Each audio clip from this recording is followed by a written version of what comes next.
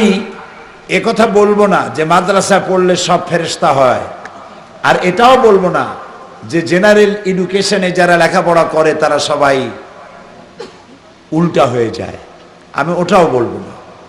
তবে ভালোর সংখ্যা মাদ্রাসায় বেশি এটা বলবো। এটার প্রমাণ আমার কাছে আছে, এটার প্রমাণ আপনাদের কাছেও আছে। সাংবাদিক ভাইদেরকে বলবো এই কথাগুলি সুষ্ঠুভাবে লিখে জাতিকে জানাবেন। আপনারা জাতির বিবেক, আপনাদের কথা ছোট্ট পরিসর থেকে গোটা জাতির কাছে পৌঁছে যায়। আপনারা তিলকে তাল বানাতে পারেন, আবার ইচ্ছে করলে তালটাকে অদৃশ্য করে দিতে পারেন।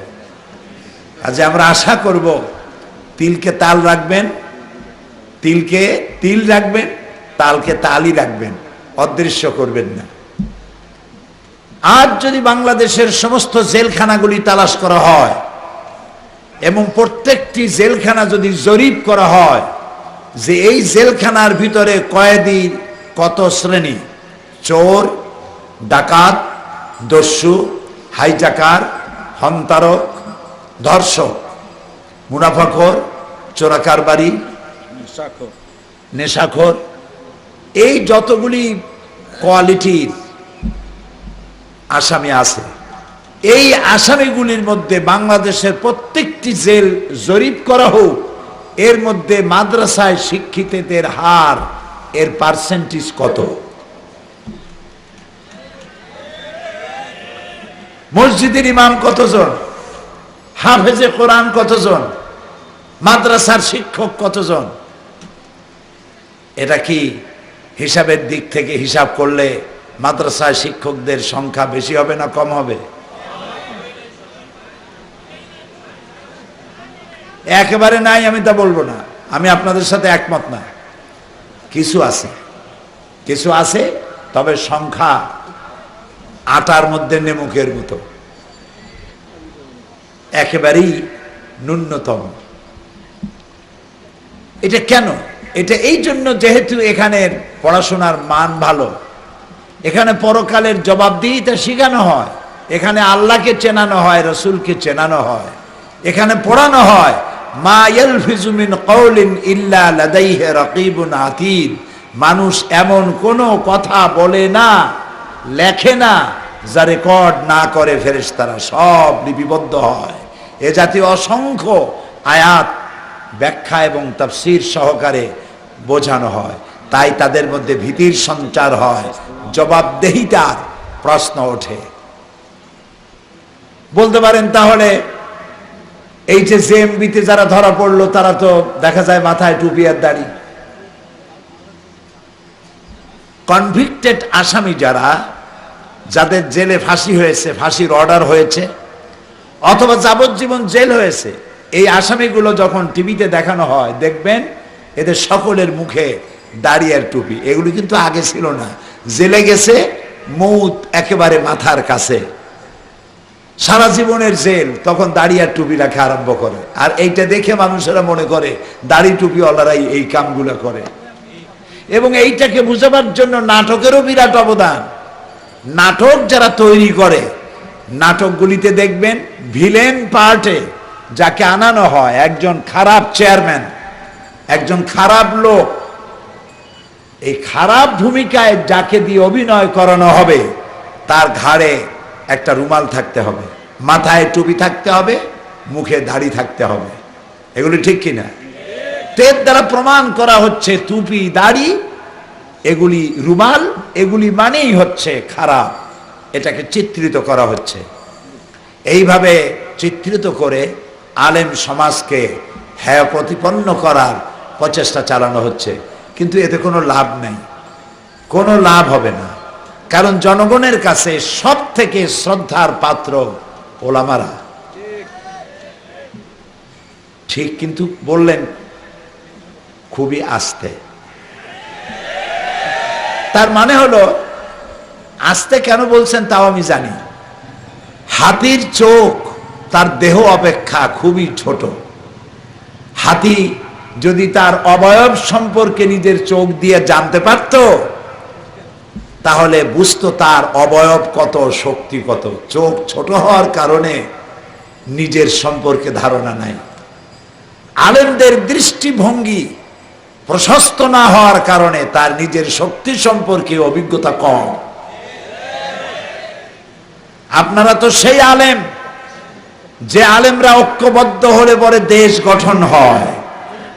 ওলামারা যেদিকে যাবে সেদিকের পাল্লা ভারী হবে। যার এই বিশ্বাস নাই তার কপাল পুড়বে। এই কপাল পোড়া থেকে আমরা রক্ষা করতে পারবো না। আপনারা দেখুন, ইরানে রেজা শাহ পাহলভীর দৌরত্বে, তার নির্যাতনে গোটা জাতি ছিল অতিষ্ঠ। খোমেনির নেতৃত্বে ওলামারা এক হয়ে গেলেন। ওলামাদের নেতৃত্বে যখন ঐক্যবদ্ধ হলো, তখন রেজা শাহ পাহলভী পালাবার জন্য একজন পাইলট পেল না যে তার প্লেনটা চালায় নেবে। নিজের অভিজ্ঞতা ছিল বলেই নিজেই প্লেনটা চালায়া আমেরিকায় বন্ধুর দেশে পালাতে গেল। এবং ইমান, আয়াতুল্লাহ খোমেনির আকীদার সাথে আমাদের আকীদার মিল নাই। তারা শিয়া, আমরা সুন্নি। কিন্তু একটি জিনিস, সাহসিকতা তো তার কাছ থেকে নেওয়া যেতে পারে। তাকে আমেরিকা বলল যে আমার যে সমস্ত এম্বাসির লোকদেরকে হোস্টাইল করেছো, বন্দী করেছো, তাদেরকে ছেড়ে দাও, অন্যথায় আমার আমেরিকা থেকে তোমাদের জন্য যে সমস্ত রসদপত্র পাঠানো হয় এ সবগুলিকে বন্ধ করে দেওয়া হবে। খোমেনি জবাবে বলেছিলেন, ইরানে খাদ্য দেবা না, খাদ্যাদি পাঠাবা না তুমি বলে ভয় দেখাচ্ছ খাবার আমাকে? আমি তো সেই জাতি যার বছরের মধ্যে 1 মাস না খাইয়া থাকা, উপবাস করা ফরজ। আমি তোর খাদ্যের পরোয়া করি না। আমার তো না খাইয়া থাকা ফরজ, প্রতি বছরে 1 মাস। ইরানের আলেমেরা যখন ঐক্যবদ্ধ হলো, আমেরিকা শিয়ালের মতো লেজ গুটাইয়া পালাতে বাধ্য হলো। এখন দেখেন না, একজন তালপাতার সিপাহী, গায়ে গোস্ত টোস্ত নাই, শুকনা শাকনা মানুষ, প্রেসিডেন্ট হওয়ার আগে যে বেতন, যে গাড়িটায় চড়তো এখনো সেই ভাঙ্গা গাড়িটায় চলে। প্রেসিডেন্ট হওয়ার আগে যে জামা কাপড় ছিল সেই জামা কাপড়ই গায়ে দেয়। তার অ্যাকাউন্টে বাংলাদেশি টাকার 50-60 হাজার টাকার বেশি নাই, যা ছিল তাই আছে। ইমান যখন বাড়ে তখন তার কথাও সেই ইমানি মর্যাদায় হয়। তিনি বলেছেন, ইহুদিদের জন্য যদি তোমাদের এতই মায়া হয়, তাহলে মধ্যপ্রাচ্যের ভূখণ্ডে মুসলমানদের জমিনে তাদেরকে বসাইছো কেন? তোমাদের ইহুদিগুলি উঠায় নিয়ে যাও, মধ্যপ্রাচ্যের মানচিত্র থেকে তাদেরকে মুছে ফেলে দাও। তোমার কানাডা তো আমেরিকার চাইতে কানাডা অনেক বড় আয়তনে, কিন্তু লোক সংখ্যা মাত্র 3 কোটি। আর আমার ঢাকার পপুলেশন 1.5 কোটি, আর ওর দেশের পপুলেশন 3 কোটি। তুই ইহুদি লোকগুলারে দিয়া আমাদের জ্বালাও কেন? এগুলো নিয়ে তোমার দেশে আদর করে রাখো, জামাই আদর করে রাখো, মাইয়া থাকলে বিয়ে দিয়ে দেয়। এই বাপের বেটার মতো তো কথা আর কেউ বলতে পারে নাই। এগুলি ইমানের ব্যাপার। আফগানিস্তানে যখন ওলামারা ঐক্যবদ্ধ হলো, 9 বছরের যুদ্ধের মধ্য দিয়ে জিতলো কারা? আফগান জিতলো রাশিয়ার সাথে। আফগানের কাছে অস্ত্র ছিল না। নূহ আলাইহিস সালামের বন্যার সময় ভিজানো গাদা বন্দুক, বাঙ্গা বন্দুক, এগুলো নিয়ে যুদ্ধ করেছে। ওলামাদের মধ্যে মোটেই মিল ছিল না, একজন আরেকজনে দেখতে পারতো না, দেখলেই রুমাল দিয়া চেহারা ডাকতো, সালামও দিত না। পাহাড়ে গিয়া দেখা হলো, সুন্নি শিয়া আরো যত মতবাদ আছে সব হুজুররা পাহাড়ে, জঙ্গল, সালাম আলাইকুম, সালাম আলাইকুম। কই যে এই সালাম আলাইকুম যদি আগে দিতাম কপালটা কত না ভালো হইতো। সব এক জায়গায়। একজন বলছিল, আমার বউ গেছে তার বাপের বাড়ি, মেয়ে গেছে তার নানা বাড়ি, ছেলে গেছে তার মামু বাড়ি, আমি গেছি আমার শ্বশুর বাড়ি, যাই দেখি আমরা সব এক জায়গায়। আফগানিস্তানে সব আলেমরা এক জায়গায় হয়েছে, বুঝলো যে আমরা উল্টাপাল্টা কাম করার কারণে মার খেয়েছি। ওলামারা ঐক্যবদ্ধ হলো। ঐক্যবদ্ধ হয়ে যখন মার খাওয়া শুরু করলো, মাইরের চোটে যখন বলল মাতা নাসরুল্লাহ, আল্লাহ বললেন আলা ইন্না নাসরাল্লাহি করিব। 9 বছরের যুদ্ধের মধ্য দিয়ে আল্লাহ তাআলা আফগানকে বিজয়ী করে দিলেন ওলামাদের ঐক্যের কারণে। আবার এই ওলামারা যখন অনৈক্য হলো, আমেরিকা আবার তাদেরকে পদানত করল। পাকিস্তানে মজলিসে কি, মজলিসে ইত্তেহাদে ওলামা না কি একটা বানাইছে মেরাসেরা, না না ইত্তেহাদুল উম্মাহ না, মুত্তাহিদা মজলিসে আমল, হ্যাঁ মনে রাখেন না কেন আপনারা? মুত্তাহিদা মজলিসে আমল বানাইলো, নির্বাচন করলো। ওলামাদের ঐক্যের কারণেই পাকিস্তানে ঐতিহাসিক ভূমিকা পালন করলো। পার্লামেন্টে এত আলেম জীবনেও যাইতে পারে নাই যা পাকিস্তানে গিয়েছে। এই বাংলাদেশে আলেমদের উপরে যখন অত্যাচার হলো, যখন 252টি মাদ্রাসা বন্ধ করা হলো, শাইখুল হাদিসের মতো প্রবীণ আলেমকে যখন দড়ি দিয়ে বান্ধা হলো এবং পুলিশ হত্যার আসামি বানানো হলো, 26,000 আলেমদেরকে গ্রেফতার করা হলো, বাইতুল মুকাররমের চতুর্দিকে 144 ধারা জারি করা হলো, আর যখন বাইতুল মুকাররমে মুসল্লির রক্ত দিয়া মসজিদ লাল বানানো হলো, আলেমরা মনে করলো ঘরের মধ্যে চোর ঢোকে নাই, ডাকাত ঢুকছে। ওলামারা ঐক্য থাকলো না, সব ওলামারা ঐক্যবদ্ধ হয়ে গেল। গত 2001 সালের নির্বাচনে জোট সরকারের বিজয়ের মূল কারণ ওলামাদের ঐক্যবদ্ধ হওয়া। এই শুকরিয়া আদায় করতে যদি সরকার ব্যর্থ হন, তাহলে চিত্রের পরিবর্তন হয়ে যেতে পারে। আমি আশা করি প্রধানমন্ত্রী এরকম মারাত্মক ভুল করবেন না, এটা আমার বিশ্বাস। কারণ আব্দুর রহমান যখন ধরা পড়ল, জাতির উদ্দেশ্যে তিনি একটি ভাষণ দিয়েছিলেন। শুনেছেন ভাষণ? শুনেছিলেন আপনারা? সেই ভাষণে তিনি বলেছেন শীর্ষ জঙ্গি আব্দুর রহমানকে ধরার ব্যাপারে শরিক ইসলামী দল এবং শরিকের বাইরে সমস্ত মসজিদের ইমাম, মাদ্রাসার শিক্ষকরা মসজিদে মসজিদে খুতবা দিয়া সন্ত্রাস আর জিহাদ এক নয়। আব্দুর রহমান আর বাংলা ভাই যা করছে তা ইসলাম নয়, এই কথা তারা মসজিদে বুঝাইছে, ওয়াজে বুঝাইছে, তাফসিরে বুঝাইছে। রোদ মাথায় নিয়ে মসজিদ থেকে হাজার হাজার মুসল্লি নিয়ে ইমামরা মিছিল করেছে। তারপরে জাতি বুঝতে পেরেছে এবং এই দুষ্ট চক্রকে ধরতে সক্ষম হয়েছে সরকার। এজন্য দেশের প্রধানমন্ত্রী হিসেবে আমি আলেমদেরকে মোবারকবাদ জানাই। প্রধানমন্ত্রী আলেমদেরকে সম্মান জানিয়েছে।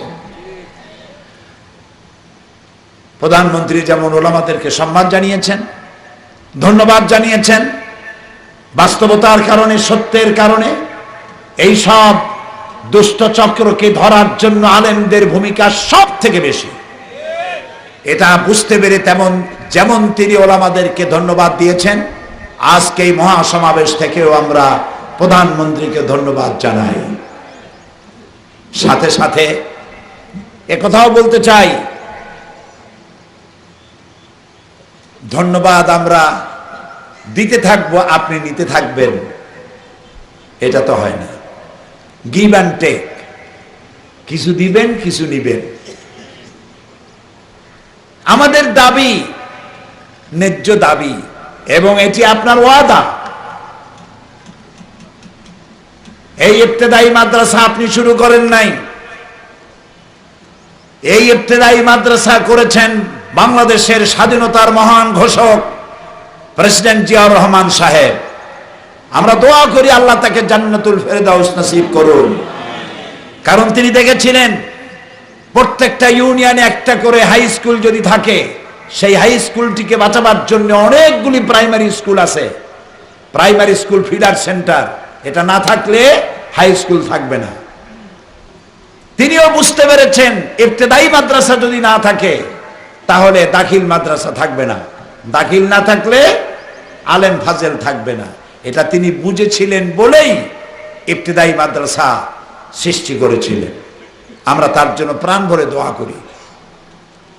বিগত সরকার ইবতেদায়ী মাদ্রাসাগুলিকে কিচ্ছু দেয়নি, প্রাইমারি স্কুলকে শিক্ষার উপকরণ দিয়েছে, খাতা দিয়েছে, বই দিয়েছে, উপবৃত্তি দিয়েছে। গরিব মানুষেরা মনে করেছে আমার ছেলে ইবতেদায়ী মাদ্রাসায় দিয়ে লাভ কি, কিছু তো পাই না, তার থেকে প্রাইমারিতে দিয়ে দিই। ইবতেদায়ীগুলি শূন্য হচ্ছিল।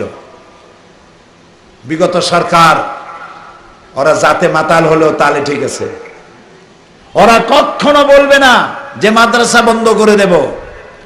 মাদ্রাসা বন্ধ করব কৌশলে। সেই কৌশল ছিল ইবতেদায়ীকে কিছু দেওয়া হবে না, কৌশলে বন্ধ করবে। একজনে তাকে তার বউকে খুব কিলাইতো, বউ কিল সহ্য করতে না পেরে একদিন জিজ্ঞেস করলো, স্বামী তুমি যে আমারে এত কিলাও, তুমি কি আমারে রাখবা না? স্বামী বলছে, কিলের ওজন বুঝে টের পাও না রাখবো কিনা? সুতরাং মাদ্রাসা বন্ধ করে দেওয়ার জন্য তারা পরিকল্পনা করেছিল, ইবতেদায়ী থেকে শুরু করেছিল। বর্তমান সরকার ইবতেদায়ী মাদ্রাসাগুলোকে শিক্ষার উপকরণ দিয়েছে। আমাদের দাবি হচ্ছে সমস্ত ইবতেদায়ী মাদ্রাসাগুলোকে প্রাইমারি স্কুলের মতোই বেতন ভাতা দিতে হবে, ছুটি ছাটা বোনাস দিতে হবে, একটু কম করা চলবে না। এবং এটি আপনার ওয়াদা। আর আমরা জানি আপনি সেই প্রধানমন্ত্রী যিনি ওয়াদা ভঙ্গ করেন না। আপনাকে সেই হিসাবে জাতি শ্রদ্ধা করে, জাতি আপনাকে সম্মান করে। এবং এই বাংলাদেশের 14 কোটি জনগণ আপনার কাছে এদেশের স্বাধীনতা, এদেশের স্বাধীন অস্তিত্ব, অখণ্ডত্ব, এদেশের ইসলাম, মুসলমান, দাড়ি, টুপি, মসজিদ, মাদ্রাসা সবটা আপনার কাছে নিরাপদ মনে করে। সেই বিশ্বাসকে আপনি অক্ষুণ্ণ রাখবেন বলেই আমরাও বিশ্বাস করি। সেজন্য আমাদের দাবি হচ্ছে 30শে মের মধ্যে, আগামী 30শে মে আমরা ডেডলাইন দিয়ে দিলাম।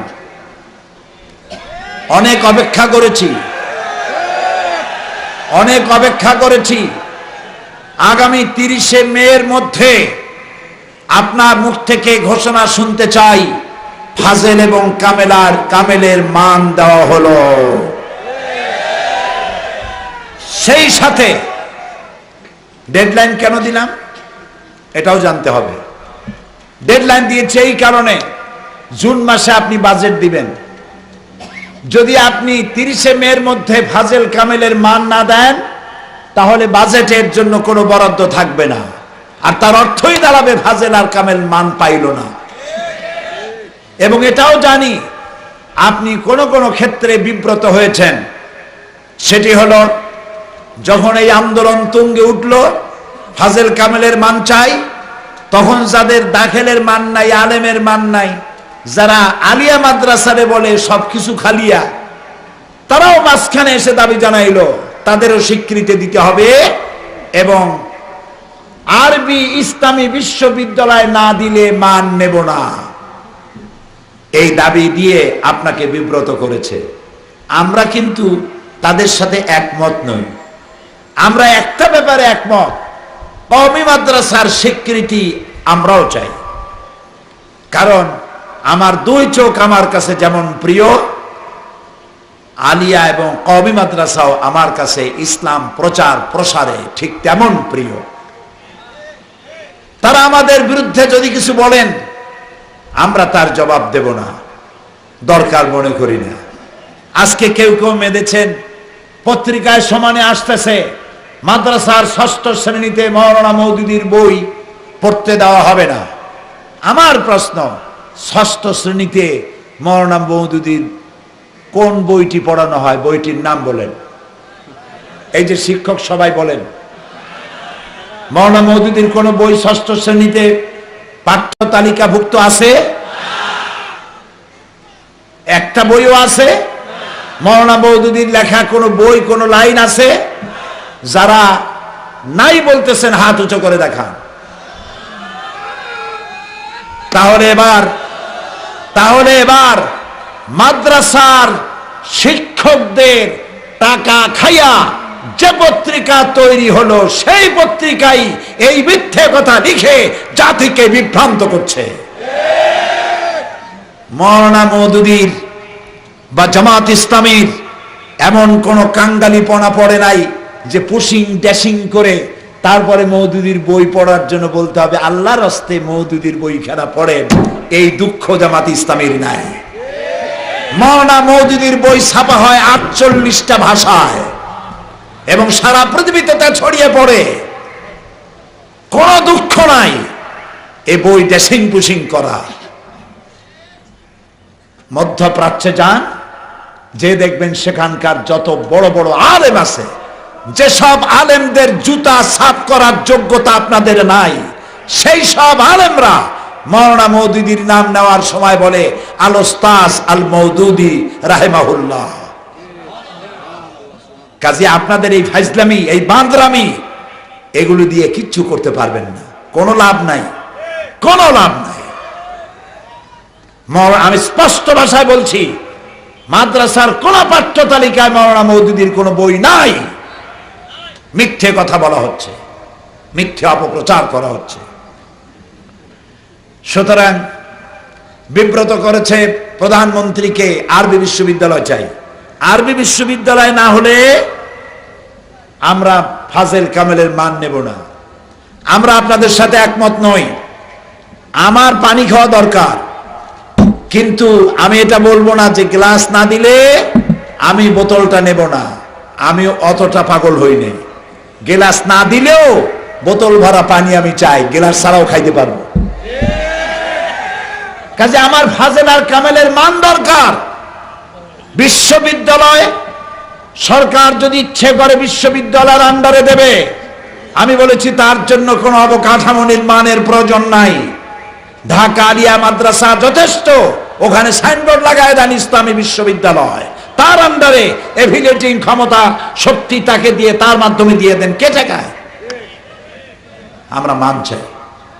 এই মান যখন আন্দোলন তুঙ্গে উঠল, সাথে সাথে বোমার বৃষ্টি শুরু হয়ে গেল। এই কথাগুলি ঠিক কিনা? চতুর্দিক থেকে বোমা বৃষ্টি শুরু হলো। মৌলবাদ, মৌলবাদ, মৌলবাদ, মৌলবাদ, জিকির, জামাত শিবির, জামাত শিবির, জামাত শিবির, জামাত শিবির। হাজার দানার তসবি নিয়ে পড়া শুরু হয়ে গেল। মাথায় পাগড়ি, হাতে তসবি, আর জিকির হচ্ছে জামাত শিবির, জামাত শিবির। নানান ভাবে বিব্রত করা হয়েছে, ফলে আমাদের অগ্রযাত্রা ব্যাহত হয়েছে। একথা আমরা জানি। আপনাকে বিব্রত করা হচ্ছে। বিব্রত হওয়ার কোনো কারণ নাই। বাংলাদেশে লক্ষ লক্ষ ওলামারা ঐক্যবদ্ধ হয়ে 2001 সালে নির্বাচনে জোটকে ক্ষমতায় এনেছিল। এই একটি মাত্র পয়েন্ট, টার্নিং পয়েন্ট, ফাজেল কামেলের মান দিবেন, আপনার ক্ষমতায় আরোহণ করার 75% কনফার্ম হয়ে যাবে। এবং একটি জায়গায় ভুল করবেন, সেই ভুলের মাসুল গুনে কুলাইতে পারবেন না। কারণ আলেমদেরকে জনগণ সম্মান করে। আপনারা লক্ষ লক্ষ টাকা খরচ করে যে জনগণ উপস্থিত করতে পারেন না, আমাদের একজন আলেম কোনো মঞ্চে উপস্থিত হলে পয়সা দেওয়া লাগে না, পকেটের পয়সা খরচ করে এসে ঘন্টার পর ঘন্টা বসে থেকে কথা শোনে, আবার যাওয়ার সময় সামিয়ানা টানাবার, লাইটের, পোস্টারের পয়সা পকেট থেকে দিয়ে যায়। আলেমদের শ্রদ্ধা এ জাতির কলিজা আর রক্তের মধ্যে মিশানো। সুতরাং 14 দল দেখে ভয় পাওয়ার কারণ নাই। 14 দলের একটা হলো দল, 14 দলের একটা হলো অবশ্যই দল, শক্তিশালী দল। তাদের সংগঠন আছে, তাদের পলিটিক্যাল কমিটমেন্ট আছে। একটি দল, বাকি 13খানা সাইনবোর্ড। ওদের বাড়ি কই, থাকে কই, অফিস কই, খুঁজে পাওয়া যাবে না। 14 জনের নাম কি? যারা 14 দল করে তাদের বড় নেতারে জিজ্ঞান যে 14 দলের নাম কি কি কন, শোনান, আগে শোনান। আপনাদের 14 গোষ্ঠীর নাম কি? নামও কইতে পারবে না। কাজী এগুলি দিয়ে কোনো লাভ নাই। আমি গতকাল এখানে বলেছি, সারা বাংলাদেশে বলছি, চ্যালেঞ্জ, এই যত 14 গোষ্ঠী সাথে নেছেন আপনি বাদে, একটা দল বাদে, নাম নিলাম না, বুঝছেন তো তারা কারা? ওই যে ওরা বাদে বাকি 13 লম্বা লম্বা নেতা, লম্বা লম্বা জামা গায়ে, ওনারা ওনাদের মাতৃভূমিতে গিয়ে দাঁড়ান নির্বাচনে। চ্যালেঞ্জ রইল, কিয়ামত পর্যন্ত এমপি হতে পারবে না। জনগণ কোন ভোট দেবে না, নির্লজ্জভাবে জামানতের সবটা টাকা ফেরত দিতে হবে, জামানত ফেরত পাবে না। কারণ এই দেশের মানুষের সাথে আর মাটির সাথে বামপন্থীদের কোন সম্পর্ক নাই, কারণ তারা নাস্তিক্যবাদে বিশ্বাস করে। তাড়াতাড়ি বুঝবেন তত তাড়াতাড়ি মঙ্গল, যত দেরিতে বুঝবেন তত তাড়াতাড়ি অমঙ্গল ঘনিয়ে আসবে। আমি চাই না অমঙ্গল ঘনিয়ে আসুক, আমি চাই দেশ এবং জাতির সমৃদ্ধি। আমি চাই, আমরা চাই এই সরকার আবারও ক্ষমতায় আসুক, এবং সেজন্য দাবি মানতে হবে। আজ এই প্রখর রৌদ্রে সারা বিভাগের মায়েরা এসেছেন, ভাইয়েরা এসেছেন, অনেক কষ্টে, অনেক কষ্ট তাদের, অনেক বেদনা তাদের। এই কষ্ট এবং বেদনা নিশ্চয়ই প্রধানমন্ত্রী বুঝতে পারবেন, এবং এই কথাগুলি বুঝে তারা পদক্ষেপ গ্রহণ করবেন। 30শে মের মধ্যে আমরা দাবি আদায় করতে চাই। আর জি চাই আমরা, যদি যদি আমি শুধু আজকে পজিটিভ বলে গেলাম, 30শে মে ডেডলাইন দিয়ে গেলাম, পজিটিভ বললাম, নেগেটিভ দরকার হবে বলে মনে করি না। প্রধানমন্ত্রীকে আমি এ ব্যাপারে অনেক আন্তরিক পেয়েছি, সেই জন্য কোনো নেগেটিভ কথা উচ্চারণ করা প্রয়োজন মনে করি না।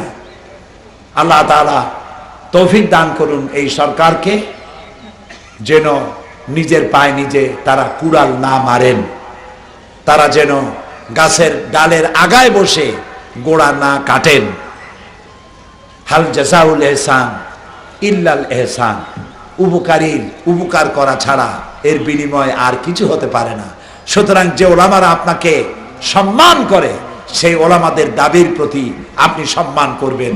আজকের এই সমাবেশে উপস্থিত IB, SB, DGFI, army intelligence, NSI, সব গোয়েন্দা বিভাগের মাধ্যমে প্রধানমন্ত্রীর কানে এই কথাগুলি পৌঁছে যাক, এই আশা করছি। এবং যারা আয়োজন করেছেন, কষ্ট করে এসেছেন, সকলের সুস্বাস্থ্য, দীর্ঘজীবন কামনা করছি। আরেকটি জিনিস মনে রাখতে হবে,